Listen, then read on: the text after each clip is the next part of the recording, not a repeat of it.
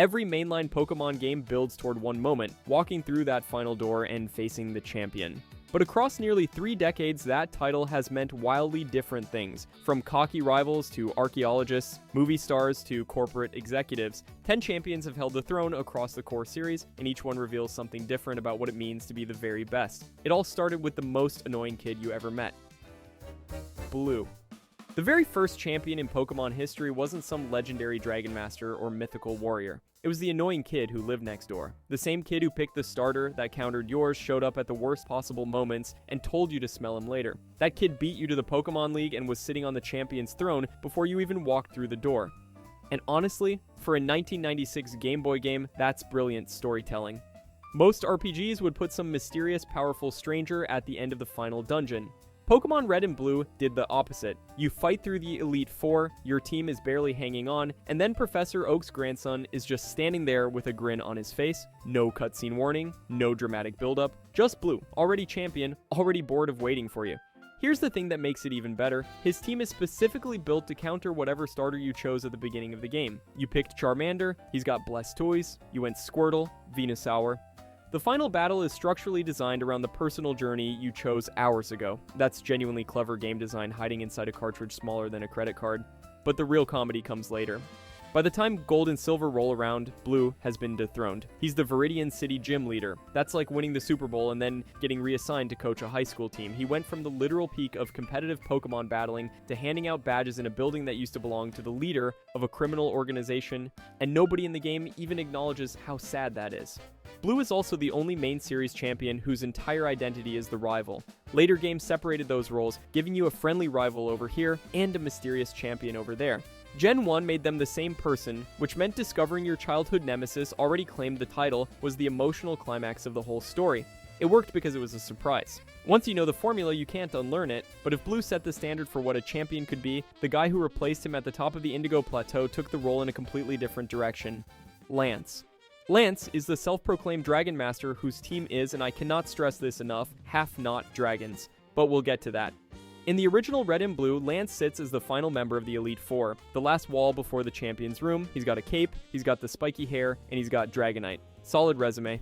But when Gold and Silver roll around, Lance isn't in his old Elite Four chair anymore. He's been promoted. The man climbed the corporate ladder of the Pokemon League and is now the full champion of the Indigo Plateau. This is actually a cool world-building detail most people gloss over. After the player defeated Blue in Gen 1, somebody had to fill that champion seat. Lance saw the vacancy, walked in, and said, "This is mine now." He's the only champion in the series who earned the title through what is essentially an internal promotion. No dramatic storyline, no world-ending crisis, just office politics. Now, let's talk about his team because this is where it gets funny. Lance is a Dragon-type specialist. That is his whole identity. His champion team in Gold and Silver consists of Gyarados, Charizard, 3 Dragonite, and Aerodactyl. Dragonite is a Dragon-type. The other 3, Gyarados is water, flying. Charizard is fire flying. Aerodactyl is rock flying. Half his team are just flying reptiles that look like dragons but technically aren't. Lance is basically a guy who loves the aesthetic of dragons but couldn't find enough actual ones to fill a roster. Which is, not ideal, and you can't even blame him. In Gen 1 and 2, the entire Dragon-type lineup was the Dratini line and Kingdra. That's it. So Lance grabbed every scaly winged creature in the Pokedex and said close enough. But here's the thing. The 3 Dragonites somehow work. What should feel like a design limitation instead became iconic. Having 3 of the same Pokemon on a champion team should look lazy, but on Lance, it just looks like a statement. I don't need variety. I need 3 of the strongest dragon in existence. It turned repetition into a flex. And his whole visual identity, the cape, the dramatic posture, the dragon-themed everything, basically created the template for every dragon champion that came after him. But if Lance is the dragon champion held together by vibes and technicalities, Steven Stone is the champion who actually has his life together. Steven Stone. Steven Stone is basically what happens when a billionaire's son decides that collecting rocks and being the strongest trainer alive are equally valid hobbies. And honestly, he pulls it off. Steven is the Hwen champion in Pokemon Ruby and Sapphire, and he specializes in Steel-type Pokemon, which at this point in the franchise had only existed for 1 generation. Steel was still the new kid on the block. And Game Freak decided to hand the entire champion slot to a guy who built his identity around it. Bold move. But here's what makes Steven different from every champion before him. He actually has a life outside of battling. He's the son of the president of the Devon Corporation, Hoenn's biggest tech and industrial company. He lives in Moss Deep City, right next to the Space Center.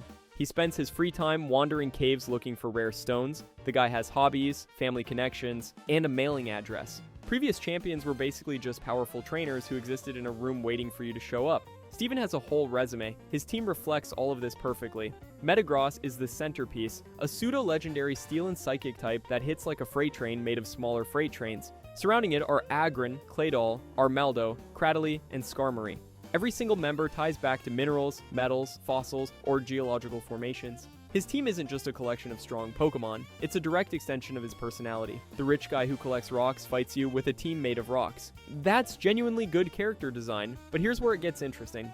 Steven didn't earn his champion title by winning the league tournament. He took the position from Wallace, who actually won the previous tournament and then just turned it down. Wallace looked at the highest competitive honor in the entire region and said, "No thanks, I'm good," which means being champion in Hoenn isn't purely about strength. There's a political element. Someone has to actually want the job. This gets even wilder in Pokemon Emerald, where the roles completely flip.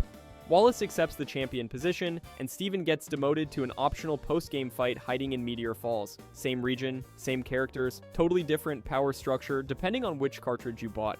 Steven represents a turning point for what a champion could be. He's not your rival, he's not a Dragon Master sitting on a throne, he's a professional adult with corporate connections, niche hobbies, and a team that tells you exactly who he is before he says a single word, and that guy Wallace who casually declined the most prestigious title in Hoenn?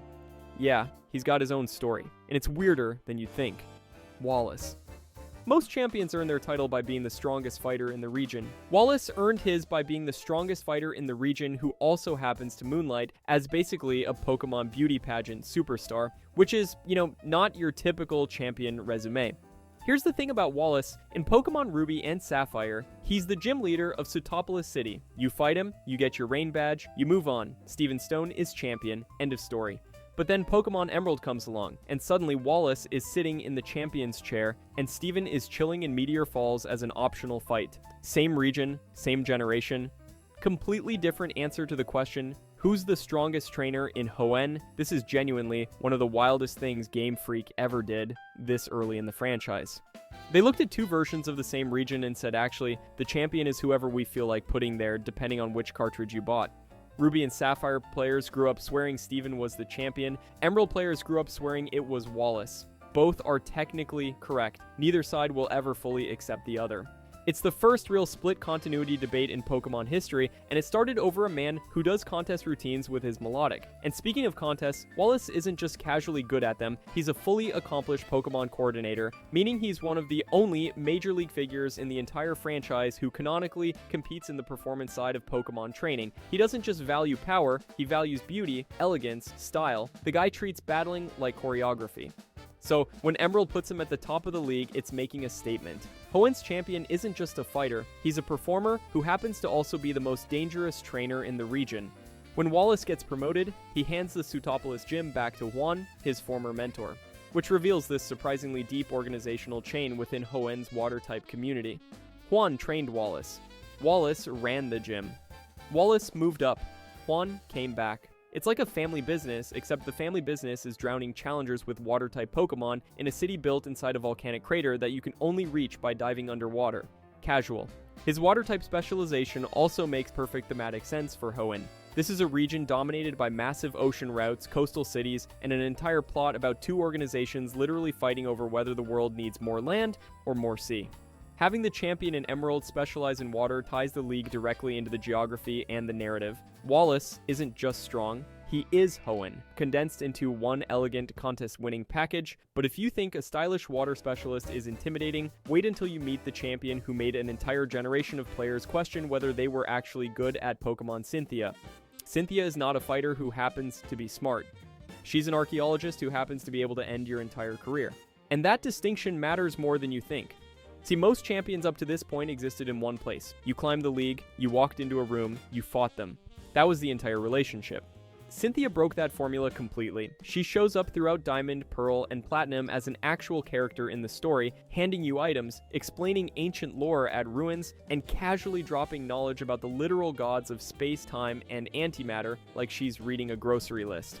She calls herself the Researcher of Myths, which sounds like a chill academic title until you realize the myths she's researching involve Dialga tearing holes in the fabric of reality. She's also the first female non-playable champion in the core series, which is wild considering it took 4 generations to get there. But what people remember most isn't her historical significance, it's her Garchomp.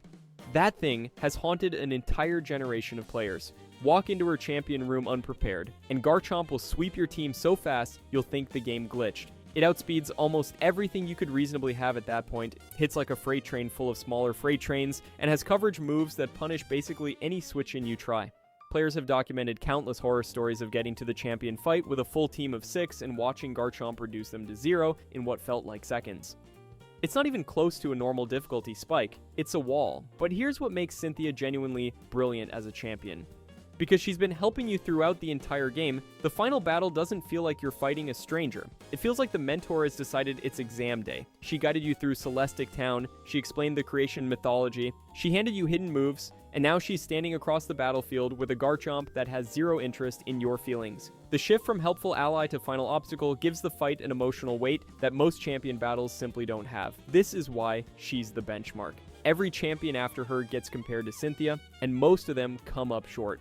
Fans consistently rank her as the strongest and most well-designed champion in the franchise, and honestly, it's hard to argue. She has lore integration, narrative presence, a terrifying signature Pokemon, and an actual personality beyond I am strong, fight me now. She's the complete package, and the remakes didn't soften her either. Brilliant Diamond and Shining Pearl kept her team brutal, which is either a love letter to fans or a deliberate act of cruelty. Possibly both. But if Cynthia set the gold standard for what a champion should be, the next one took things in a completely different direction, one that nobody expected. Eldir. Most champions sit in a fancy room at the top of the Pokemon League waiting for you to show up. Alder couldn't be bothered. He's out wandering across Unova like some kind of Pokemon monk, talking to random kids about their dreams and occasionally battling people on the side of the road. He's less final boss and more cool uncle who shows up at Thanksgiving with life advice nobody asked for. And honestly, that's what makes him one of the most interesting champions in the entire franchise. Here's the thing about Alder, his team is described as rather eclectic, which is a polite way of saying he doesn't specialize in anything. No dragon fixation like Lance, no steel obsession like Steven. Alder just grabs whatever Pokemon he vibes with and calls it a day. On paper, that sounds like a weakness. In practice, it makes him one of the harder champions to prepare for because you can't just load up on one type counter and sweep his whole squad. But the real reason Alder stands out has nothing to do with his battle, it has everything to do with Team Plasma. Black and White asked a question no Pokemon game had ever seriously asked before. Is what we're doing to these creatures actually okay? And while the player navigates that moral minefield, Alder is right there in the thick of it, genuinely wrestling with the implications. He doesn't dismiss Team Plasma's ideology, he engages with it. He defends the concept of Pokemon training, not by ignoring the criticism, but by confronting it head-on. No other champion has ever had to justify the entire foundation of the game's premise. That's a wild amount of philosophical weight to put on one character. The problem is that N and Ghetsis exist. N is sympathetic, complex, and genuinely believes he's doing the right thing. Ghetsis is manipulative, terrifying, and steals the entire climax. By the time the dust settles, Alder's champion battle feels like an afterthought. You've already had your big emotional showdown. Fighting Alder afterward is like ordering dessert after a 7-course meal. It's fine, but you're already full. This makes Alder arguably the most underappreciated champion in the series. Deep characterization, genuine philosophical engagement, a mentor archetype the franchise had never explored at the champion level, and most players barely remember he's the champion because 2 of the best antagonists in Pokemon history were standing directly in front of him. Then, in Black 2 and White 2, Alder does something almost no champion has ever done. He steps aside willingly, no defeat forcing him out, no dramatic fall from grace. He just looks at Iris, says you're ready, and moves into a supportive elder role. The Wandering Sage passes the torch and keeps wandering, which is, exactly what a good mentor does. But speaking of Iris, her rise to the champion seat tells a very different kind of story. Iris has the single most insane career trajectory of any champion in the entire franchise, and nobody gives her enough credit for it. She goes from 8th gym leader to champion of the entire region in 2 years. 2 years. Most people can't get a promotion at their actual job in 2 years, and this girl speedrun the entire Unova League hierarchy like it was nothing. Here's how it works. In Pokemon White, Iris is the dragon-type gym leader of Opelucid City. She hands out the legend badge, she runs her gym, she does her thing. Solid gig. Respectable. Then Black 2 and White 2 come along, set just 2 years later in Universe, and suddenly, she's sitting in the champion's chair like she's been there forever. No other champion in the series has their actual climb documented like this. You don't watch Lance get promoted, you don't see Cynthia earn her title, but Iris, you literally play through her origin story in one game and then fight her at the top in the sequel. It's the clearest on screen, started from the bottom arc the franchise has ever done. And the handoff from Alder is genuinely satisfying. Alder doesn't get dethroned or embarrassed, he willingly steps into a mentor role, passing the torch to the next generation with zero ego about it. Their succession is the most explicit generational shift between champions in the series. Every other transition happens off-screen or between disconnected games. This one, you watch it play out across 2 titles. Alder builds her up, she takes the mantle, he supports her from the sidelines. It's clean, it's earned. As a Dragon-type champion, Iris also slots perfectly into a tradition that started all the way back with Lance. Dragon Mastery has always been shorthand for ultimate strength in Pokemon, but where Lance was dramatic, caped, and intense, Iris brings completely different energy. She's young, cheerful, enthusiastic. She updated the Dragon Master archetype without abandoning what made it work. Here's the fun part though. Ask 10 people who Iris is, and you'll get 3 completely different answers depending on where they encountered her. Pokemon White players know her as a gym leader, Black 2 and White 2 players know her as the champion, and anime viewers know her exclusively as Ash's travel companion who called everyone a little kid.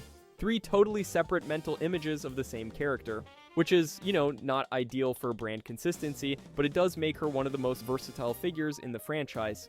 But if Iris represents youthful energy taking over the champion role, the next champion on our list barely seems to care about the title at all. Diantha. Most champions earn their reputation through raw power, ancient knowledge, or sheer competitive dominance. Diantha earned hers through red carpet appearances. The champion of Kalos in Pokemon X and Y is a famous actress. Not a researcher who battles on the side, not a corporate heir with a hobby, but a full-blown A-list celebrity who also happens to be the strongest trainer in the entire region. And honestly, in a region inspired by France where everything revolves around fashion, cuisine, and artistic expression, having a movie star sitting at the top of the Pokemon League is kind of perfect. Here's a detail most people gloss over. Diantha is the only character in any Pokemon game with the trainer class Grand Duchess. Nobody else has it, not before her, not after her. Every other champion gets a standard label, but Diantha gets a title that sounds like it belongs on a royal decree. It tells you exactly how Kalos views its champion. She's not just the strongest trainer, she's aristocracy, and the game reinforces this constantly. You don't just hear about Diantha, you see her walking through Lumiosa City, being recognized by random NPCs, existing as a public figure whose fame extends way beyond the league building. Most champions feel like they're waiting in a room for you to show up. Diantha feels like she squeezed your battle in between a film premiere and a magazine shoot. Her signature Pokemon is Mega Gardevoir, which looks like it's wearing a flowing ball gown. And that's not an accident. Everything about Diantha's team reflects her public persona: grace, beauty, spectacle. The aesthetic cohesion between her character and her Pokemon is genuinely one of the best in the entire series. But here's where the conversation gets complicated. On paper, Diantha is one of the coolest champion concepts Game Freak has ever designed. Celebrity actress, Grand Duchess, thematically perfect team. The problem is that when you actually fight her, a lot of players found the battle disappointingly easy. We're talking about a champion fight that some people accidentally swept on their first attempt without losing a single Pokemon. Compare that to Cynthia's Garchomp reducing entire teams to dust, and you start to see the disconnect. The concept is incredible, the execution leaves you wanting more. Diantha nails the aesthetic, the theme, and the world-building side of being a champion better than almost anyone on this list, but the actual battle doesn't quite match the hype. Which is, not ideal. Still, there's something to be said for a champion who fits her region this perfectly. Not every champion needs to be a brick wall. Some of them need to be a statement about what their world values. Kalos values style. Diantha delivers that in spades, even if she could have hit a little harder while doing it. But if you think a champion whose bark is bigger than her bite is an interesting problem, wait until you meet the guy whose entire identity is built around never losing. Ever. Leon. Leon is basically the LeBron James of Pokemon, and the game will not let you forget it for a single second. From the moment you boot up Sword and Shield, every character, every billboard, every stadium announcer is telling you that this man has never lost a battle. Ever. Not once. He is the undefeated champion of Galar, and the entire region has structured its identity around watching him win. And honestly, the way Galar handles its league is unlike anything the franchise had done before. This isn't some quiet walk through a cave to fight 4 people and a mystery boss. Galar runs its Pokemon League like the Premier League, televised stadium matches, tens of thousands of fans in the stands, trainers wearing sponsored uniforms, a full-blown Champion Cup tournament bracket, and sitting at the very top of this entire sports entertainment empire is Leon, cape flowing, sponsorship logos plastered across it, waving to the crowd like he just won the World Cup for the 14th year in a row. Here's the thing though, Leon didn't just stumble into this. He rose to the top under the mentorship of former champion Mustard, which means Galar has a lineage of champions, and Leon is the latest and greatest product of that system. His signature Pokemon is Charizard, specifically in its Gigantamax form, which turns the final champion battle into this massive cinematic spectacle where a building-sized fire lizard is staring you down in front of a packed stadium. It's designed to feel like the biggest sporting event in the region's history, and honestly, it kinda works. But Leon isn't just a hype machine, he's also Hop's older brother, and that relationship adds genuine emotional weight that most champion battles completely lack. Hop is your rival, your neighbor, your training buddy from day one, and his entire arc revolves around idolizing his older brother, trying desperately to match Leon's talent, and slowly realizing he needs to find his own path instead of chasing someone else's shadow. So when you finally step into that stadium to fight Leon, you're not just ending an undefeated streak, you're doing what Hop couldn't. That's heavy. And then there's the comedy. Because for all his invincible champion energy, Leon has one absolutely devastating flaw. He cannot find his way anywhere. This man gets lost constantly. He'll announce he's heading somewhere, walk confidently in the wrong direction, and show up 45 minutes late to his own event. It's a running gag throughout the entire game, and it's genuinely funny because it keeps him from being this untouchable perfect figure. He's the greatest trainer Galar has ever seen, and he couldn't navigate a straight hallway with a map, a compass, and a GPS taped to his forehead. Beating Leon doesn't feel like defeating a final boss. It feels like pulling off the greatest upset in Galar sports history. The stadium erupts, the announcers lose their minds. An entire region watches its dynasty crumble in real time. No other champion battle in the franchise is framed with this much spectacle, and honestly, few of them earn it this well. But if you thought the champion concept couldn't get any weirder, wait until you see what Paldea did with theirs. Geeta. Geeta is the most powerful champion in Pokemon history, not in battle, in literally everything else. See, Geeta doesn't just hold the title of champion, she's the chairwoman of the Pokemon League and the chairwoman of Naranja Academy's school board. This woman runs the entire competitive and educational infrastructure of Paldea. She decides who gets to be a trainer, how they're trained, what standards they need to meet, and then she sits at the top of the league waiting to judge whether they're good enough. She's not a fighter who climbed the ranks, she's the person who built the ranks, and her title reflects that. Geeta holds the unique trainer class of top champion because in Paldea, multiple trainers can earn champion rank. It's not a throne, it's a tier. And Geeta sits at the apex, evaluating everyone beneath her like a corporate performance review. Beating her isn't about proving you're the strongest, it's about earning recognition from the person who literally writes the rules. Here's where it gets complicated. Paldea is an open world game, and Victory Road is only one of 3 major storylines. You've also got Path of Legends and Starfall Street happening simultaneously. For the first time in franchise history, the final league fight shares the spotlight with 2 entirely separate narratives. Geeta's battle matters, but it's not the singular climax the way every previous champion fight was. The structure itself has diluted what champion means, and then there's the elephant in the room. Geeta might be the least threatening champion in actual combat in the entire series.